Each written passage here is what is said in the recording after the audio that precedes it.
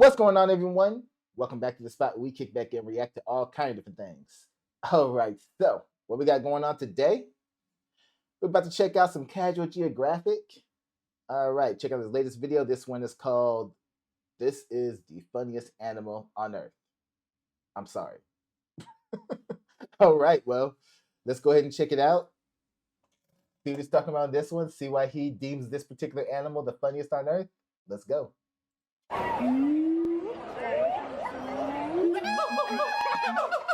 Show me someone who's Okay. I'm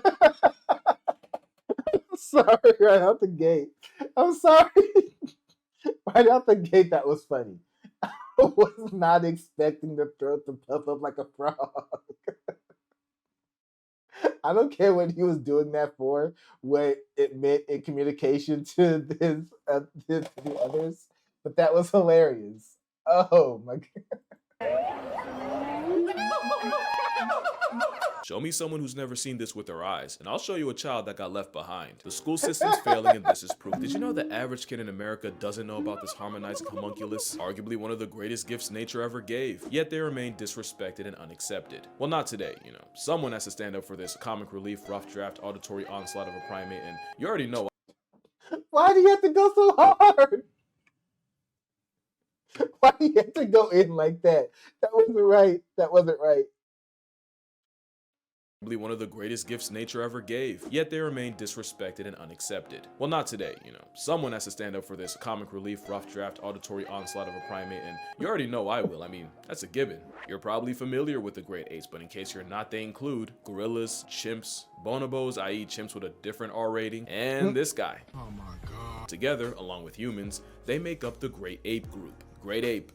The name only an ape could come up with. But along the way, someone got snubbed, and this is actually live footage of it happening.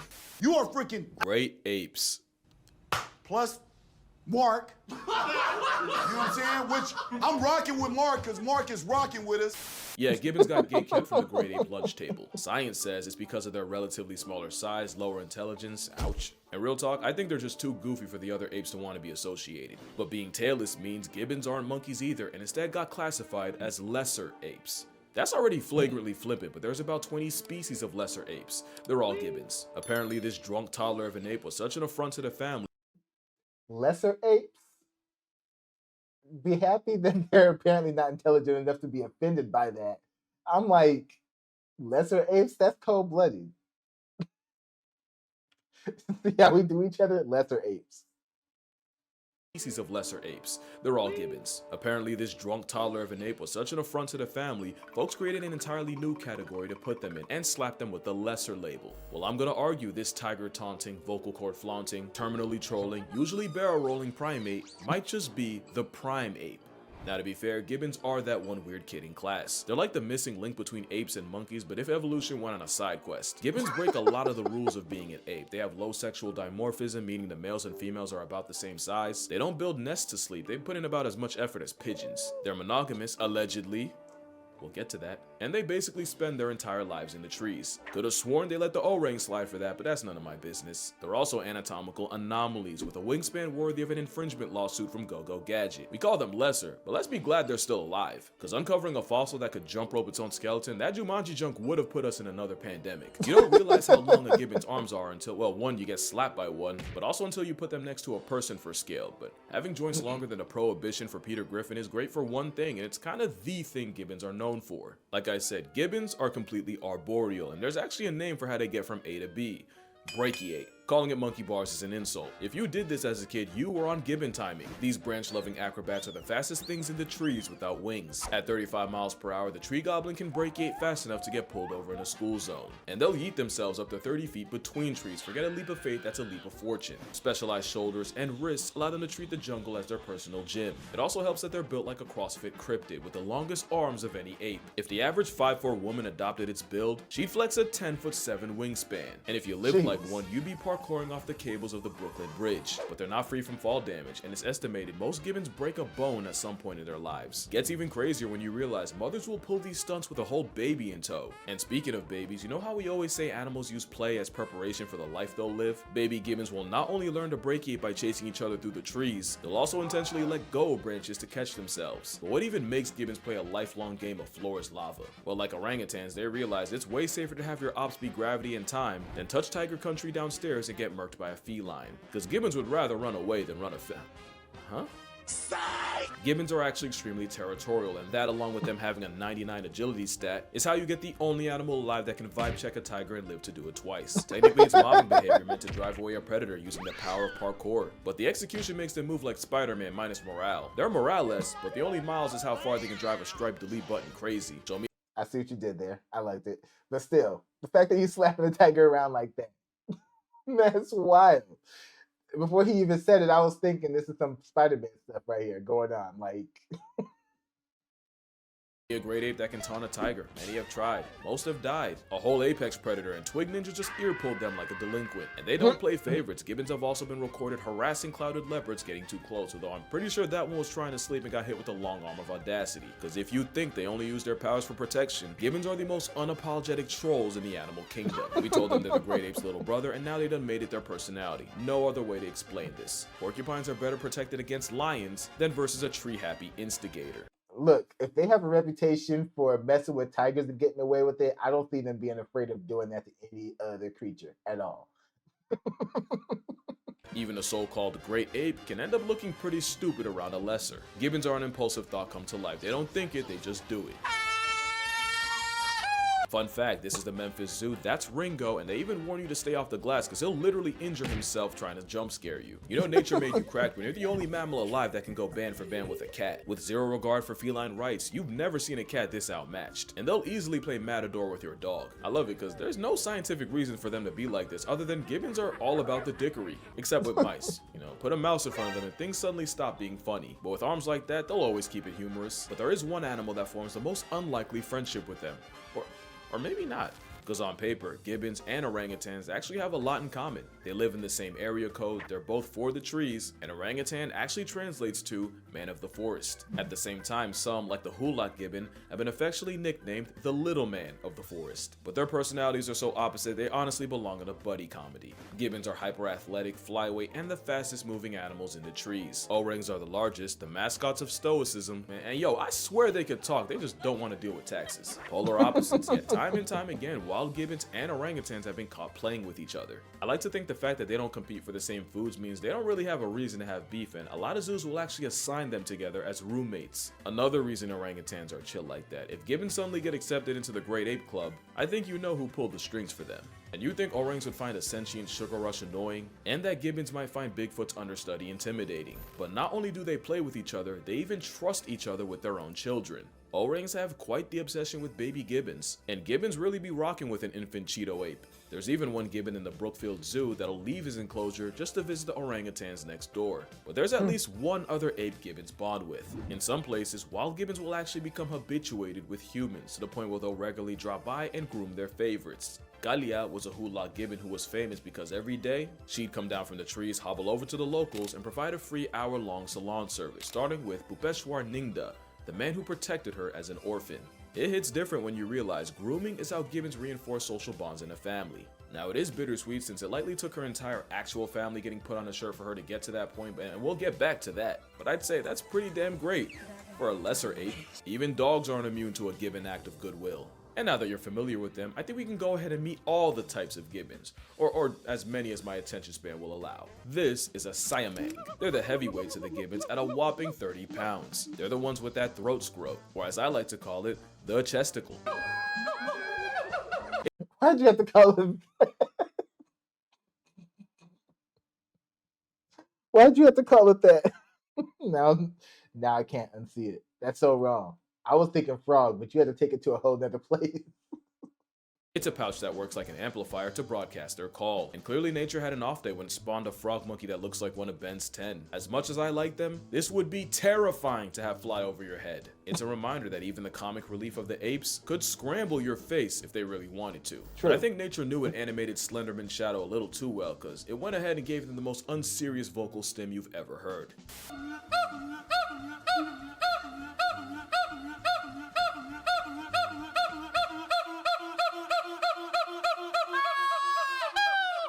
This is a northern white-cheeked gibbon, which definitely, for sure, is not venom, no matter how hard you try to perceive otherwise. And in case you're curious, the babies are all born white. After about a year or two, they turn black. The males stay that way, but the females eventually revert back to their cream colorway, proving the once widely accepted scientific theory wrong.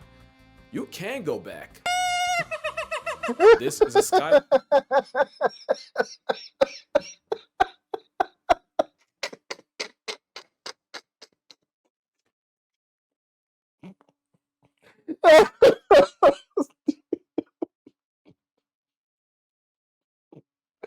Oh man, it seems like every time he has at least one that gets me like that. Oh my god. Skywalker gibbon, and yes, they were discovered in 2017 by a group of scientists who apparently love Star Wars that much. The namesake of Luke was found in Myanmar, Southeast Asia, and it's believed there's less than 200 of them. But they're not as bad as the Hainan gibbon, which isn't just the rarest ape, but one of the mammals closest to getting discontinued, with less than 40 of them. Crazy thing is, it used to be worse. They went from a couple thousand in the 1950s to where you could count on both hands how many were left by the 70s. Again, we got the Hulak gibbon. I like their face. The silvery gibbon. I like their hair. Good thing they max out at 2 feet. Any taller, we'd be having Yeti conversations. And lastly, the pileated gibbon, because in my opinion, they have the coolest call.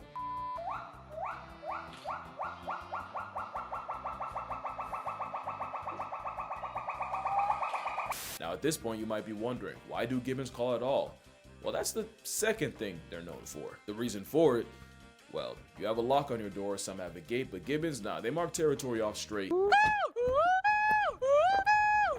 It's actually the same reason male lions roar, to tell outsiders that they best keep it that way. Except gibbons will often do it as a duet, and sometimes they'll get the kids involved and make it a family matter. And they'll usually do it in the crotch of dawn, and if you live next to a zoo with gibbons, you've definitely heard it. And remember, they're territorial, so if you hoot back at them, you might just end up going band for band with a broadcasting tree siren. Hey, yeah, post-production cashier, don't do that. Not only will you offend them, it's like showing teeth to a gorilla, but gibbons are capable of doing something about it. In 2011, a gibbon escaped a Malaysian zoo after being taunted and severely mauled a child, and while I will spare... I like the fact that he made sure to give us a whole disclaimer segment after dropping that line, because there's always those idiots that will try it. Like, don't try it. Don't taunt animals, especially over territory. You all the details. I will say his mom had to carry pieces of his thigh in a plastic bag. The odds are low, but they're not zero. So yeah, best keep the singing to the gibbons. It's a big deal for them. They spent actual years of their lives perfecting it. It's very much giving albatross marriage dance. In some species, Mama Gibbon will help her daughters practice with their version of singing lessons, where the daughter tries to match her mother's pitch. For male gibbons, they learn by imitating the male figures around them. After years in the lab, they're able to come together and make the sound you've heard in every movie's jungle scene ever. There's something about the fact that males and females spend years perfecting their songs, and when they do come together, the songs just fit each other perfectly. These duets become a verbal vow renewal as the songs help reinforce their pair bond. And that's the third thing gibbons are known for. They're the only apes that are monogamous. Can you imagine a gibbon seeing another gibbon and just making it work? No other ape, not gorillas, chimps, definitely not bonobos. And you know most humans ain't about that. Entanglements be damned. Except, yeah, about that. So the whole monogamy thing came from researchers watching a group and witnessing a couple only getting active with each other. Except what they didn't realize was by being around these gibbons constantly, the gibbons eventually got used to the people and would get way closer than they usually would. The problem is the other gibbons that weren't as chill with humans would see this and treat the human habituated gibbons like the plague and avoid them at all costs. Honestly, good for them. But if gibbons do mess around on their partners, the researchers basically block them from doing it. Also, any cheater can look loyal for the weeks or months the researchers spent watching them. So, Brian Balombit decided to study a gibbon family for 6 years, and this time, instead of habituating themselves to just one pair, pretty much all the groups in the area were habituated, meaning they could truly study gibbon free will. And when I tell you it was Real Housewives of Indonesia out there, I'm gonna tell you a story, but it... That was a good one. Didn't get me as bad as the other one, but that was a good one. Will get messy, so I'm gonna need you to lock in or you will get lost. So it starts with two Gibbon families. Each one had a subadult, basically a teenager, and one had a teenage male and the other a teenage girl. And we're still talking about Gibbons. Both teenagers left their respective families, got together, and found a new territory to live in. And that's when stuff got weird. Cause the teenage Guy Gibbon also had two younger juvenile brothers, and for reasons beyond me, they moved in with Big Bro and his girl. To Palombi, that was already cause to pause, but it got wicked once the adult male from the female Gibbon's original group, i.e. her father, disappeared.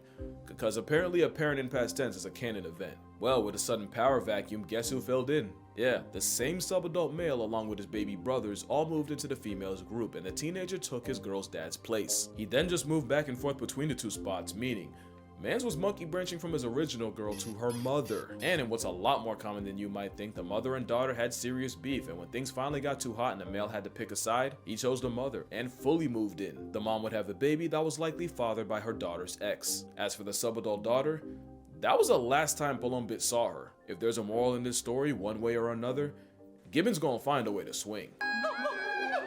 There was also that time going into Kujukushima Zoo in Nagasaki had people. Wild. That was that was a whole movie right there. All that drama.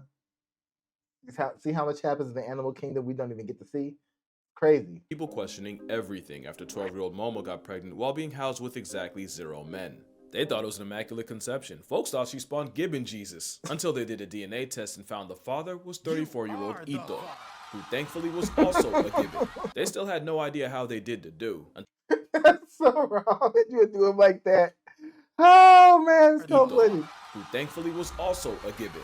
They still had no idea how they did the do, until they found a 9mm hole in a steel plate between enclosures. That's 9mm. He really wanted that glory. The whole time we called him lesser when really we're not that much better.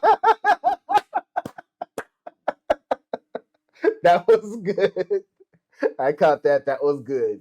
Oh man, this is a great episode. Than Gibbons. I don't care what the literature says, they're great to me, especially since we've probably done Gibbons dirtier than any other ape. Remember Kalia?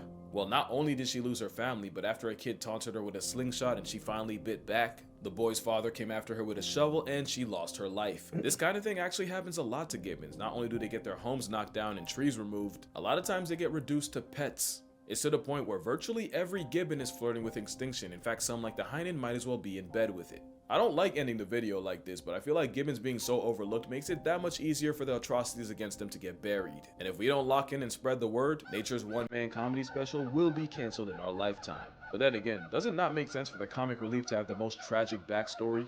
At the end of the day, Gibbons proved that you might not be a great ape, but you're still a great ape. But anyway, that's gonna do it for this video. Make sure you drink water, hug your mother, support your local Gibbons, and one last thing to take home. But this is important. Always remember to...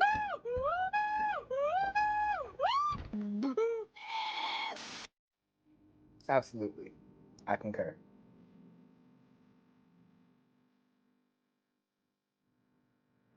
This is a great video though.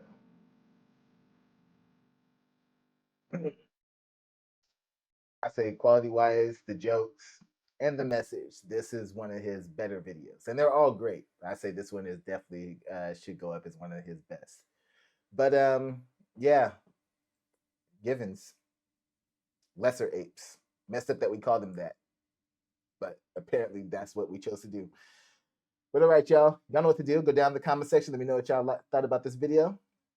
Let me just like to see me react to next. Hit that like button. Hit that subscribe button. Share this video around. All right. And if you guys really want to support us, join the Patreon.